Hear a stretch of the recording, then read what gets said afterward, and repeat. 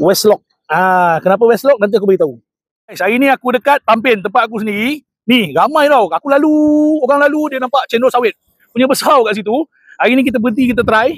Nama kedai dia Westlock.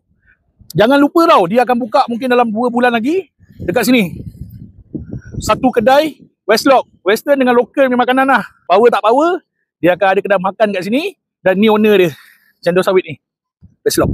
Okey, yang ini kopi santan. Kopi santan ni kalau kat Maidin tu, abang ni memang ada lah kat sana. Sekarang ni dia dah buka kat tepi jalan ni. Selalu kat aku beli ni. Lemak-lemak santan sawit tu. Bismillah. Rasa-rasa kopi yang piau tu dengan santan sawit dia. Kalau yang kecil RM5, yang besar RM8. Okey geng, yang ini cendol sawit. Aku pergi belah Seremban, belah apa, aku selalu jumpa juga.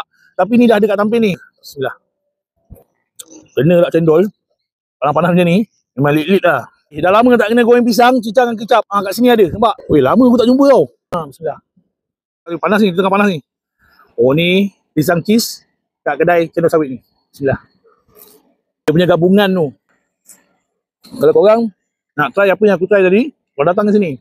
Betul-betul tu berjalan ni lah. Permulaan kedai kecil ni ada jual macam-macam. Goreng pisang lah, jus tembikai, mango float, bubur ayam crispy. Untuk air dia macam-macam. Kau boleh pilih kat sini lah. Nampak je dah menarik. Belum rasa lagi ni. Okey kan? Sekali kita mari lagi beli. Okey, ngam. Orang-orang Tampin boleh singgah dah. Kopi santan, cendol sawit.